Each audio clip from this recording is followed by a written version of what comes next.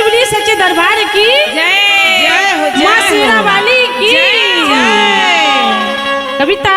हाँ बहना, माँ के कौन फूल पसंद है? अड़हुल के। अड़हुल के। तो उसी के माध्यम से माता रानी के भजन लेकर आए हैं। हाँ, और साथ देंगे।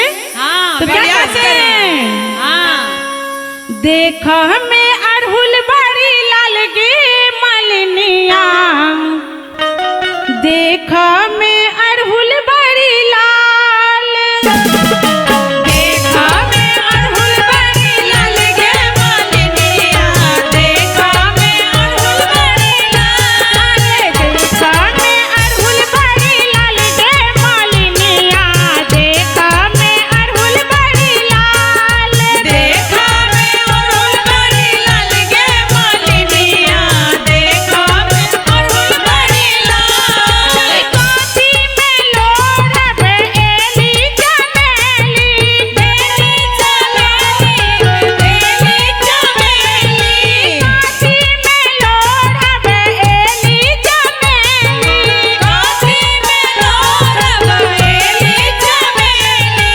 काठी में लोढ़ब अड़हुल गे मलनिया, देख में अड़हुल बड़ी लाल, काठी में लोढ़ब अड़हुल गे मलनिया, देख में अड़हुल बड़ी लाल, काठी में लोढ़ब अड़हुल गे मलनिया, देख में अड़हुल बड़ी लाल, काठी में लोढ़ब अड़हुल गे मलनिया, अड़हुल के फूल बड़ी लाल।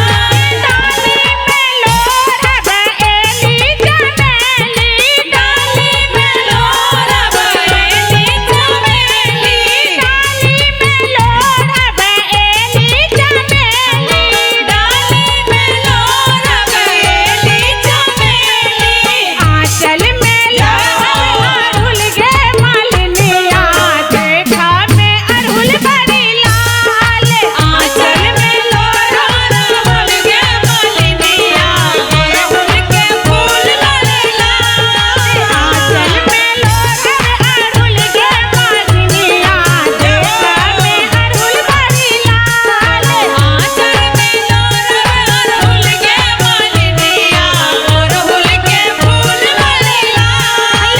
किनका चढ़ायब एली चमेली, किनका चढ़ायब एली चमेली, किनका चढ़ायब एली चमेली, किनका चढ़ायब एली चमेली, किनका चढ़ायब अड़हुल गे मलनिया, जय हो अड़हुल बड़ी लाल, किनका चढ़ायब अड़हुल गे मलनिया, देख में फूल बड़ी लाल।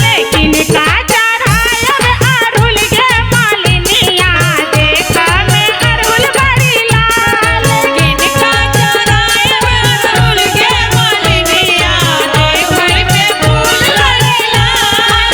भैरव के चढ़ायब एली चमेली, भैरव के चढ़ायब एली चमेली, भैरव के चढ़ायब एली चमेली, भैरव के चढ़ायब एली चमेली, माँ के चढ़ायब अड़हुल गे मलनिया, देख में अड़हुल बड़ी लाल, माता चढ़ायब अड़हुल गे मलनिया, देख में अड़हुल बड़ी लाल, देख में अड़हुल बड़ी लाल गे मलनिया, देख में अड़हुल बड़ी लाल, देख में अड़हुल बड़ी लाल गे मलनिया, देख में अड़हुल बड़ी लाल। जय हो प्रेम से बोलिए सच्चे दरबार की जय।